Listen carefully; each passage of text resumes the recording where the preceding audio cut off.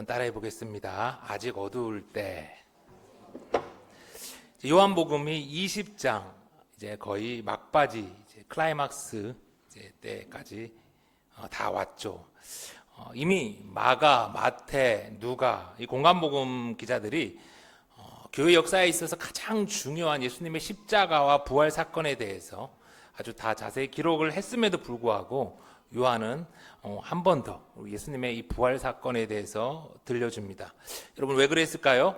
예수님의 십자가 부활이 무엇보다도 우리 교회에 있어서 가장 중요한 사건이었고, 또한 요한이 이 교회를 향하여 들려주고 싶었던 메시지가 추가로 있었던 것 같아요. 요한의 메시지를 우리가 잘 이해하기 위해서는 먼저 그 당시 교회가 처한 상황을 좀 잘 이해해 볼 필요가 있습니다. 많은 학자들이 그때를 대략 AD 90년경 요한이 반모섬에서 이제 요한 계시록을 이렇게 기록하고 난 뒤에 풀려나서 이 소아시아 에베소 교회에 머물면서 그 마지막 노년을 보낼 그때쯤으로 생각합니다. 여러분 그때는요 로마의 11번째 황제인 도미티아누스라고도 하죠. 그가 다스리던 때였는데 그는 예루살렘을 돌 위에 돌 하나도 남기지 않도록 완전히 부숴버린 폐허로 만든 티투스 디도 들어보셨죠? 티투스 그 장군 나중에 황제가 된 이의 동생이었어요.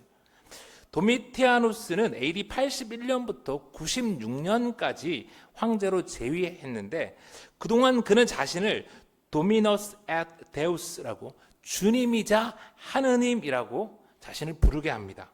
그로 인해서 예수님을 주님이자 하나님으로 고백하는 우리 교회와 아주 상극이었고, 그로 인해서 교회는 이 로마 제국에 의해 극심한 탄압을 받게 됩니다.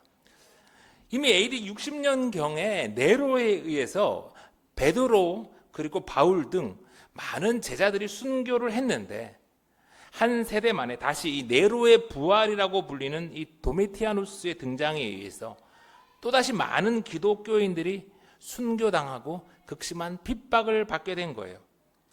다른 사도들이 하나둘 다 순교당해서 사라지고 요한마저 반모섬에서 죽는 줄 알았는데 하나님의 계획과 하나님의 은혜 속에서 요한이 다행히 풀려나게 됩니다. 그리고 그런 상황 속에서 요한은 핍박받고 있는 이 교회, 캄캄한 어둠 가운데 있는 이 교회를 향하여 다시 한번 예수님의 십자가와 부활 사건을 들려주고 있는 것이죠. 1절의 말씀을 다시 한번 들어볼게요. 안식 후 첫날 일찍이 아직 어두울 때에 막달라 마리아가 무덤에 와서 돌이 무덤에서 옮겨진 것을 보고 시몬 베드로와 예수께서 사랑하시던 그 다른 제자에게 달려가서 말하되 사람들이 주님을 무덤에서 가져다가 어디 두었는지 우리가 알지 못하겠다 하니, 일찍이 아직 어두울 때, 그날 그때도 요한이 마치 이 말씀을 다시 들려줄 때처럼 온 세상이 캄캄하고 어두울 때였습니다. 해 뜨기 전 아직 어둠이 세상을 덮고 있을 때 십자가에 돌아가신 그 예수님의 무덤을 찾은 이가 있었는데 바로 막달라 마리아였어요.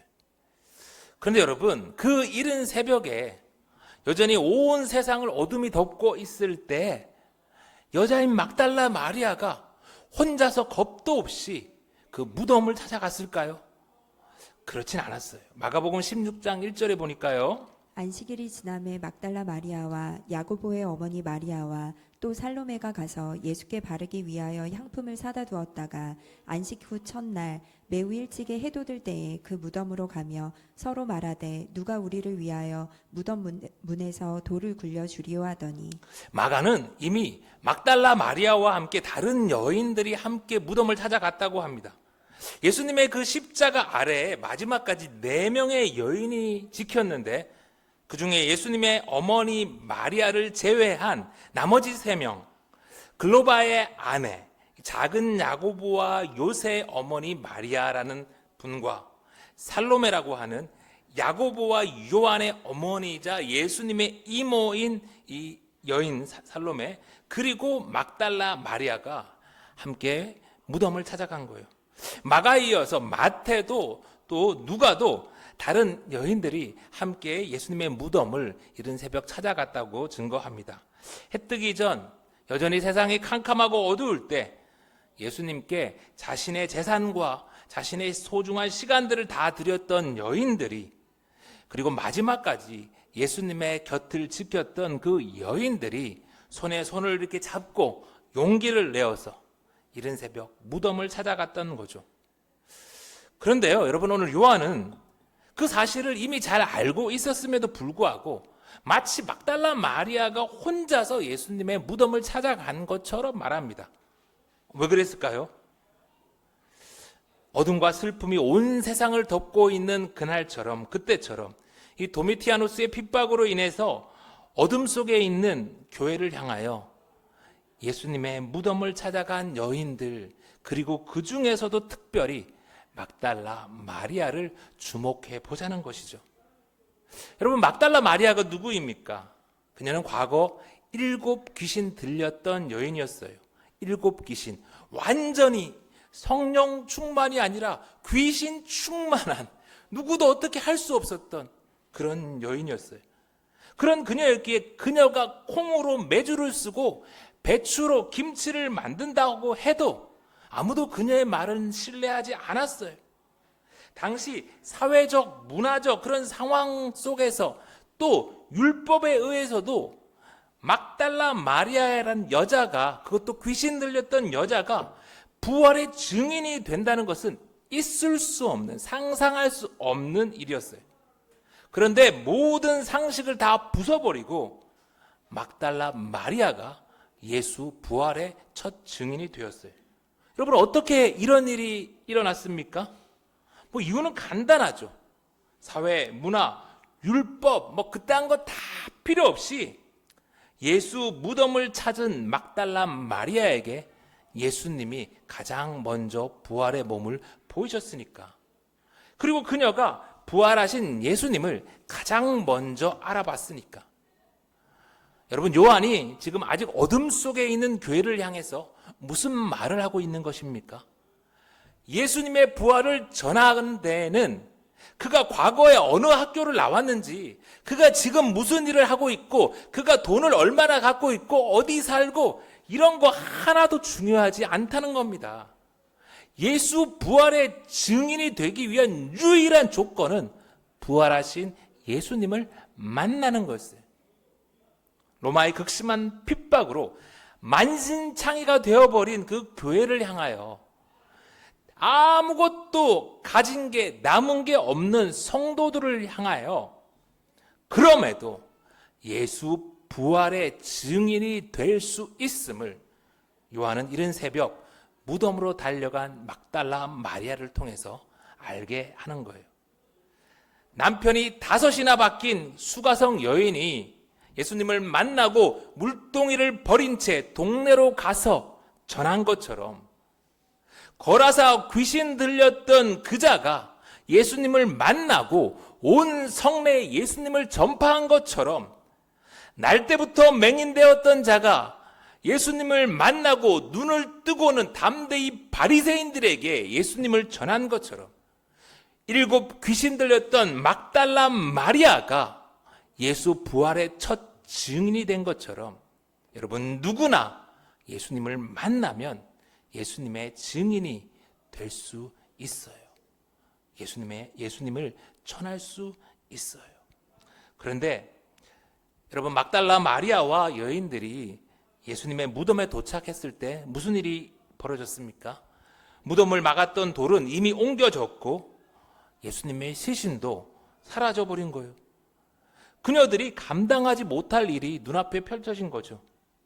그러자 놀란 여인들은 이 사실을 베드로와 요한에게 알립니다. 그 소식을 들은 베드로와 요한은 놀란 가슴으로 이 예수님의 무덤을 향하여 막 전력 질주해 왔죠.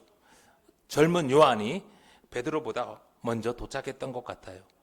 먼저 도착한 요한은 이 동굴 안에 이 세마포가 놓인 것을 봤으나 이제 뒤따라오는 형님 베드로를 생각해서 잠시 기다립니다.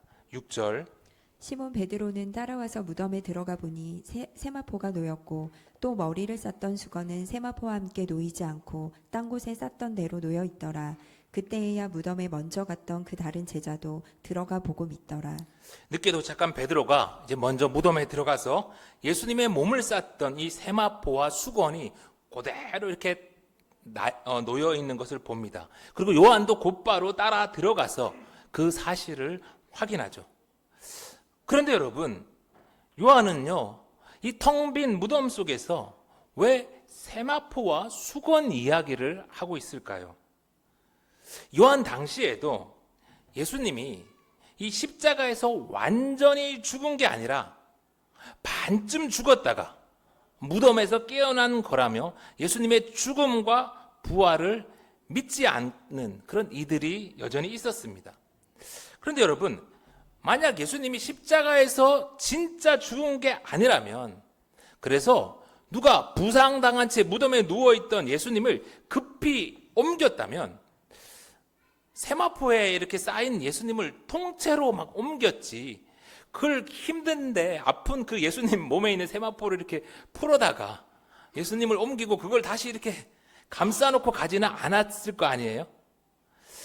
또 예수님이 진짜로 죽었다면, 그래서 거기에 시신이 놓여 있는데 그것을 훔쳐갔다면, 마찬가지로 그 바쁜데 급한데 그 시신을 통째로 들고 가지, 그걸 일일이 다 이 세마포를 벗겨서 거기에 두고 그렇게 가지도 않았을 거예요. 또 만약 예수님이 나사로와 같이 소생했다면 어땠을까요? 예수님이 소생한 나사로를 보고서 뭐라고 하셨어요? 풀어놓아서 다니게 하라고 했잖아요. 살긴 살아났는데 나사로가 이렇게 쭉 붕대에 다 감겨 있으니까 뭐 다닐 수도 없고 숨 쉴 수도 없으니까 풀어놓아서 다니게 하라고 했잖아요. 예수님도 만약에 이 나사로처럼 다시 소생한 거라면 이 세마포와 수건을 풀어놓아야 다닐 수 있었을 거예요. 그런데 오늘 요한이 본 빈 무덤은 어땠습니까? 마치 애벌레가 이 나비가 되어 나아가고 남겨진 이 누에 고치처럼 예수님의 몸은 사라진 채 예수님의 몸을 감쌌던 세마포와 수건만 그대로 놓여 있었다는 거예요. 처음에 요한은 그 의미를 잘 알지 못했습니다. 그러다가 나중에 예수님이 나사로와 같이 그냥 소생한 게 아니라 완전히 새로워진 몸으로 부활하셨다는 것을 깨닫고 난 뒤에 요한은 자신이 빈 무덤에서 보았던 세마포와 수건이 놓여진 그 의미를 깨닫고 교회한테 알려주는 것이죠. 그런데요, 여러분, 이 요한이 베드로가 처음 빈 무덤을 보았을 때는 어떻게 했습니까? 9절. 그들은 성경에 그가 죽은 자 가운데서 다시 살아나야 하리라 하신 말씀을 아직 알지 못하더라. 이에 두 제자가 자기들의 집으로 돌아가니라. 베드로와 요한이 무덤에 들어가서 세마포와 수건은 보았는데 어떻게 했다고요? 그냥 집으로 돌아가 버려요. 여러분, 요한은요, 굳이 왜 이 중요한 사건을 이야기하면서 자신의 그리고 베드로의 부끄러운 이야기를 여기 남겨두었을까요? 예수님이 십자가의 죽으심으로 우리의 죄를 다 속하는 대속의 사역이 완성되었잖아요. 예수님이 말씀하신 대로 사흘 만에 부활하셨잖아요. 예수님이 다 이루셨어요. 그런데 우리가 아무리 대단한 베드로라도, 그가 아무리 사랑받는 제자 요한이라도 정작 예수님을, 부활하신 예수님을 만나지 못하면 말짱 꽝인 거예요. 아무 소용이 없는 거예요. 요한이 이 말씀을 들려줄 때도 로마의 핍박 속에 아마 많은 사람들이 빛을 찾아서 교회로 찾아왔던 것 같아요. 그런데 안타깝게도 많은 사람들이 부활하신 예수님을 만나지 못하고 세마포와 수건만 보다가 집으로 돌아간 거죠. 여러분, 지금도 그럽니다. 많은 사람들이 빛을 찾아 교회에 오지만 정작 부활하신 예수님을 만나지 못한 채 세마포와 수건만 보고는 실망해서 집으로, 세상으로 돌아가죠. 여러분, 예배당과 교회 건물이 아무리 멋지고 인테리어가 잘 되어 있어도 예수님 안 계시면 그것은 빈 무덤일 뿐입니다. 그리고 예수님 없는 빈 무덤에는 아무리 오래 머물러도 누구든 실망하고 돌아갈 수밖에 없어요. 그러니 우리 성도는 좋은 건물이 아니라 부활하신 예수님을 찾아야 하고 부활하신 예수님을 만나야 합니다. 베드로와 요한은 실망해서 집으로 돌아가 버렸습니다. 그런데 그곳엔 아직 떠나지 않고 남아있는 이들이 있었죠. 11절 마리아는 무덤 밖에 서서 울고 있더니 울면서 구부려 무덤 안을 들여다보니 흰 옷 입은 두 천사가 예수의 시체에 누웠던 곳에 하나는 머리편에 하나는 발편에 앉았더라. 마리아와 다른 여인들이 아직 무덤의 곁에 있었어요. 그들은 베드로와 요한이 대충 보고 지나가 버린 그 무덤을 몸을 구부려서 다시 들어가 봅니다. 그리고 그때 거기서 흰옷 입은 두 천사를 만나죠. 우리는 종종 교회라는 영적인 세계에서도 그저 눈으로 보이는 게 다인 줄 알아요.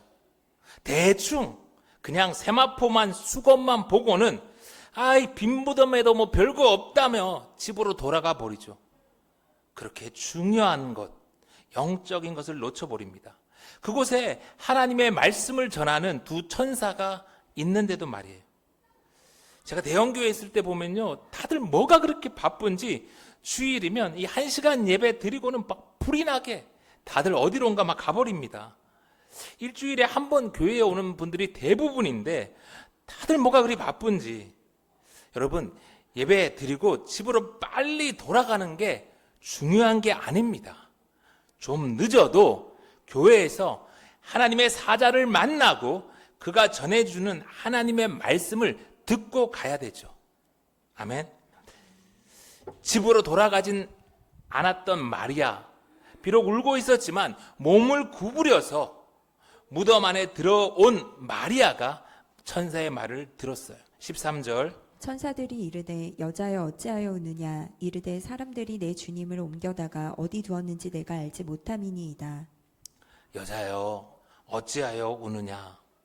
흰옷 입은 이 천사의 말에 마리아는 사람들이 내 주님을 옮겨간 것 같은데 어디인지 몰라서 너무 속상해서 울고 있다고 답을 합니다. 로마의 반역자로 십자가에 달려 죽었는데도 마리아는 여전히 예수님을 내 주님이라고 고백합니다. 그런데 여러분, 오늘 이 천사가 지금 마리아가 울고 있는 이유가 궁금해서 물어봤을까요? 아닙니다.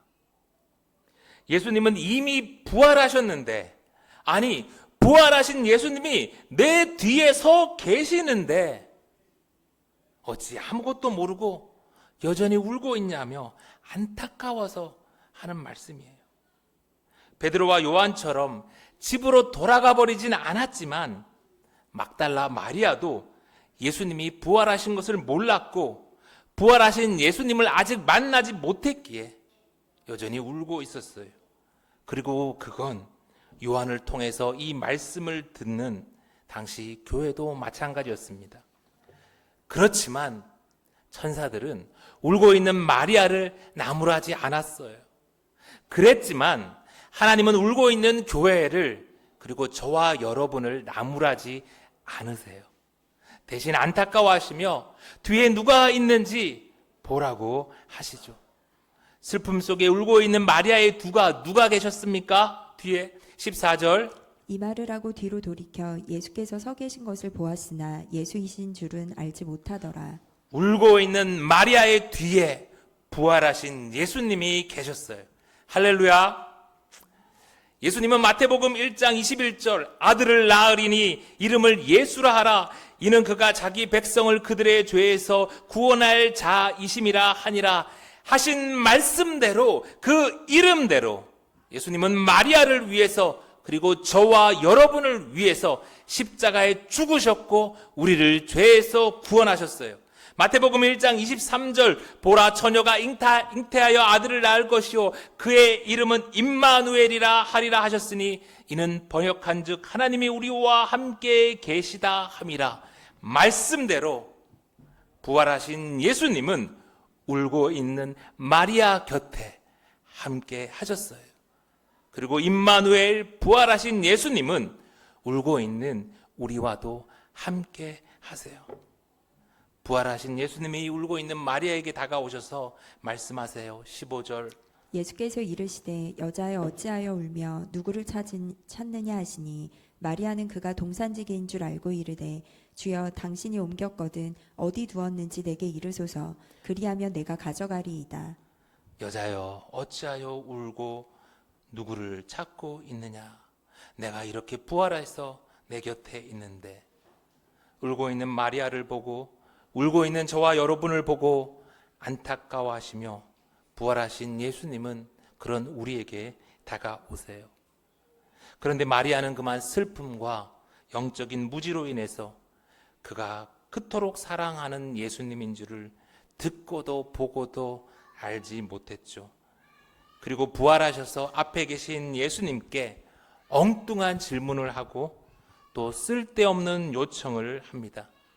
그런데요, 그건 우리도 마찬가지예요. 고난당하고 울고 있는 우리의 등 뒤에 예수님이 계십니다. 울고 있는 우리에게 다가오셔서 어찌하여 울고 있느냐 물으십니다. 그런데 마리아처럼 우리도 예수님을 모르고 엉뚱한 소리나 하고 엉뚱한 데 열심을 내다가 막달라 마리아처럼 우리도 참 어리석고 연약한 인간이지요. 그러나 그럼에도 예수님은 그런 마리아를 그리고 그런 저와 여러분을 나무라지 않으십니다. 16절. 예수께서 마리아야 하시거늘 마리아가 돌이켜 히브리 말로 라보니 하니. 예수님이 다시 한번 마리아를 부르세요. 그리고 이번에는 여자여가 아니야 마리아야라고 그녀의 이름을 불러주십니다. 그러자 마리아는 그가 동산지기가 아니라 그토록 보고 싶어하는 사랑하는 예수님인 걸 깨닫죠. 여러분, 바로 조금 전까지 마리아는 예수님을 동산지기로 오해했는데 예수님이 무슨 가면을 벗고 짠 나타난 것도 아닌데 지금은 어떻게 마리아가 예수님을 알아보았을까요? 요한복음 10장 27절에 내 양은 내 음성을 들으며 나는 그들을 알며 그들은 나를 따르리라. 부활하신 예수님이, 선한 목자 되신 예수님이 울고 있던 마리아를 자신의 양으로 이름으로 부르셨기에 이제 마리아가 예수님을 알아보게 된 거예요. 이건 다메섹으로 가던 사울도 마찬가지였어요. 사도행전 9장 4절에 보니까 땅에 엎드려져 들음에 소리가 있어 이르시되 사울아 사울아 내가 어찌하여 나를 박해하느냐 하시거늘 대답하되 주여 누구시니이까 이르시되 나는 내가 박해하는 예수라. 예수님께서 마리아의 이름을 부르셔서 예수님께서 사울의 이름을 부르셔서 그들의 막혔던 귀가 뚫리고 감겼던 눈이 열려서 예수님을 알아보게 된 거예요. 그리고 예수님은 어둠 속에 울고 있는 우리를 찾아오셔서 태원아, 아무개야 그렇게 이름을 부르십니다. 그런데 여러분, 예수님은 왜 그 당당하던 베드로가 아니라 또 사랑하던 요한이 아니라 오늘 막달라 마리아를 찾아오셔서 그녀를 부활의 첫 증인으로 택하셨을까요?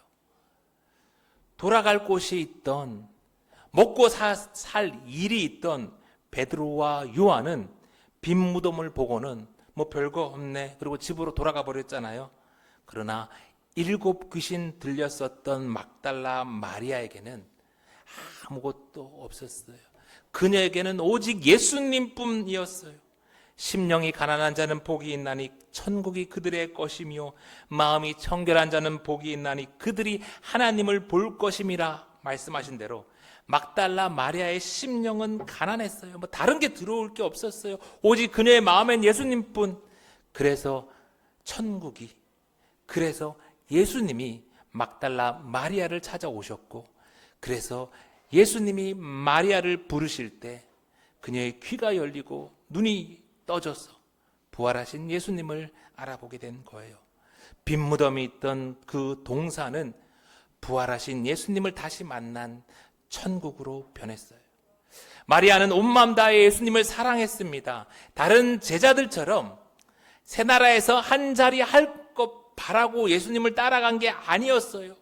로마를 물리치고 옛 영광을 회복시켜 주길 바래서 예수님을 따라가지도 않았어요. 마리아는 그저 예수님을 사랑해서 따라갔고 예수님 자체가 마리아의 목적이었어요.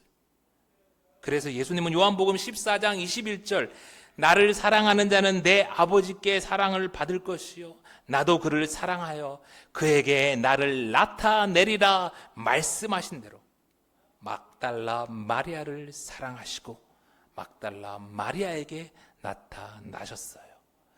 이제 말씀을 마칩니다. 여러분, 오늘도 많은 사람들이 어둠 속에서 교회를 찾아옵니다.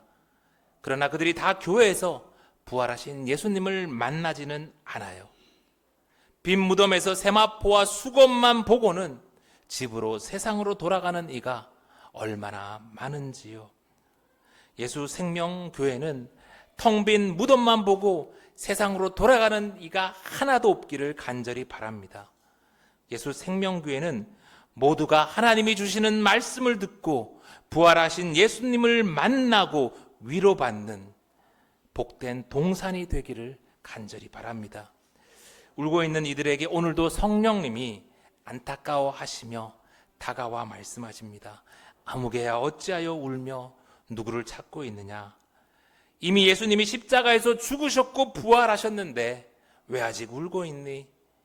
죄와 사망을 깨뜨리고 부활하신 예수님이 너와 함께하고 있는데 왜 아직 울고 있니?